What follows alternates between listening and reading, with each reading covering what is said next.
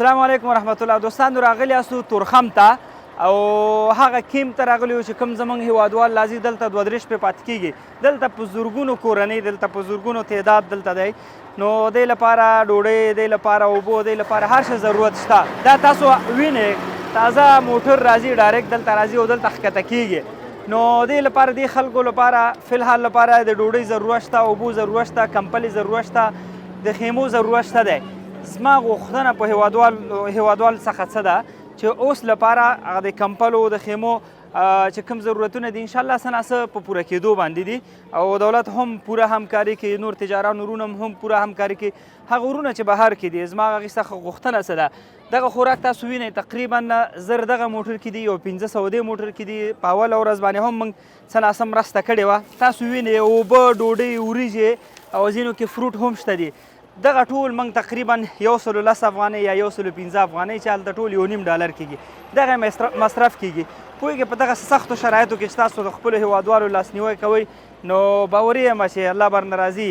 او بله مهمه خبر دا ده چې هغه خپل وجدان ته به اقلا ملامت نه یو. زما څومره وس کېږي دا مهمه ده، زه څومره کوی شم. دا مهمه نه ده چې زه څومره باید وکړم، څومره زه کوی شم. نو که چېرته یو افغان ورور غواړي 10 فامیلو ته 10 نفرو ته دغه خوراک ورکړي د یو وخت لپاره، نو دا هم ډېره غټه خبر ده. هر سړی باید دا احساس پیدا کړي.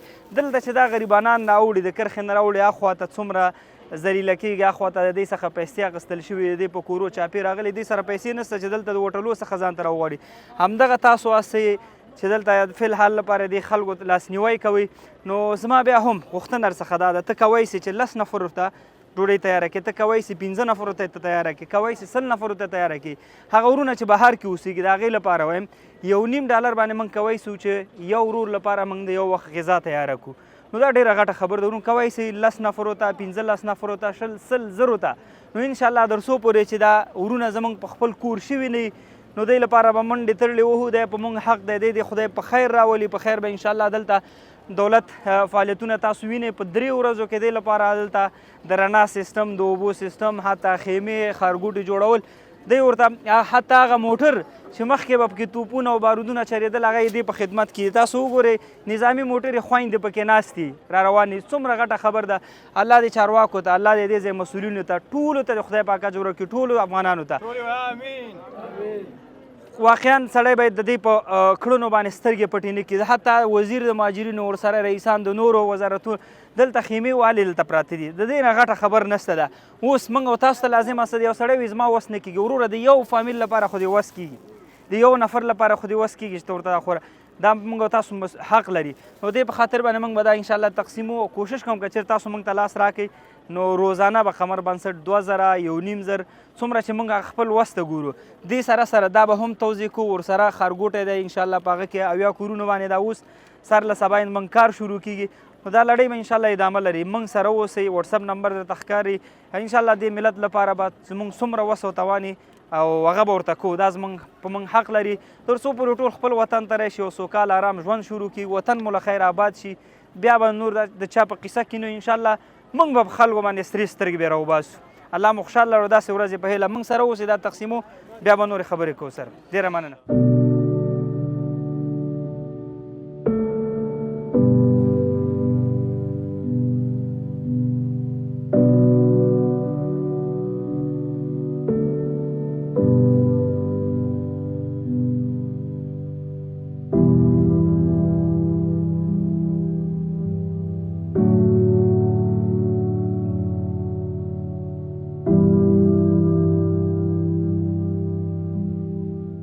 دوستانو مخکې مې هم وویل در څو پورې چې دا خلک دلته یي دلته نږدې هوټل نشته، دوی سره پیسې نشته، نو موږ او تاسو مجبور یو د خلکو غم وخورو.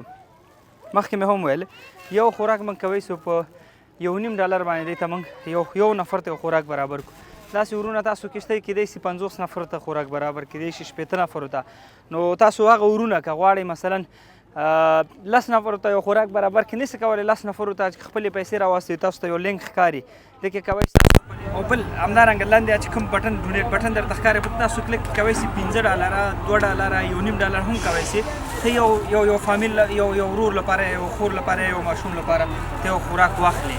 خو مهمه خبر دا ده چې بهانه نه پاتې کېږي.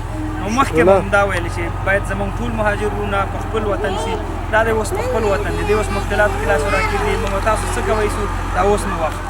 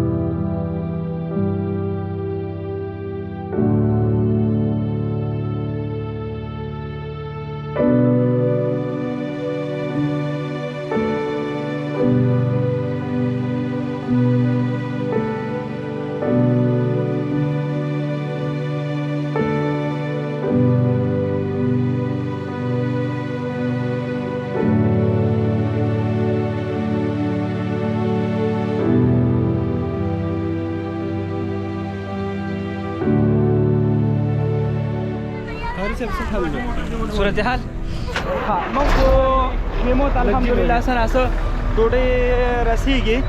دغه کډې چې کوم نوي راځي یا دې ځای څخه وځي نو کوشش به همدا وي چې دوی ته له خیره ورکړو د څو پورې دې ځای پیدا کړي یا خیمه وهي. د دغې ته لږ مشکلات دي. ستړي مه شئ.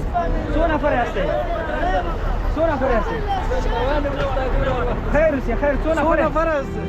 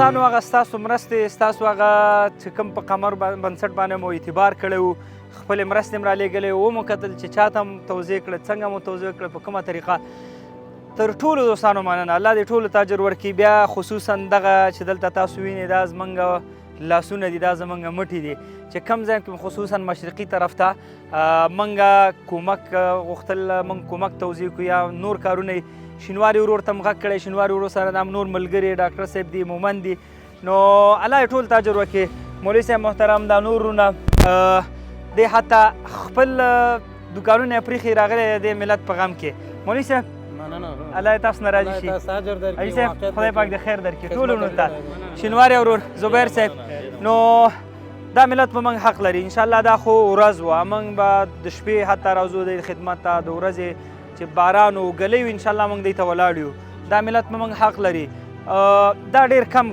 مخکې مې دې ته وویله یو ورور مانه پوښتنه کړو ستړی به یې په الله قسم چې څومره خوند په دغه ستومانتیا کې دی په نور شي کې داسې لذت موږ نه ګڼو که نه تاسو فکر وکړئ کابل نه په دې دوړو کې دلته راتګ و منډې و رامنډې چغې دا ډېره سخته وي ظاهرا کې ولې باطن کې چې کوم ارامش کوم اطمینان کوم سکون زړونو ته راځي هغه موږ ته پته ده الله ته پته ده او مهاجرو ته ویو چې راشي لاس ورته وکړئ ټول راشي هر کله راشي مهاجر دې راځي مهاجر نه د مهاجرو نوم بیخي له سره ږدونه زموږ هېوادوال افغانان زموږ ستر سترګې چې څومره دي ټول راشئ وطن ته راشئ وطن ته راشئ موږ به خدمت ته حاضر یو انشاءالله الله اکبر موږ انشاءالله هیڅ قسمه زور ته هیڅ قسمه فشار ته د چا نه تسلیمیږو افغانان وو افغانان به یو انشاءالله تر اخره به یو دا څنګه وایي سترګې په باڼو باندې نه درنیږي دا مو خپل د بدن حصې دي زه په دې لاس باندې ولې تنګ شم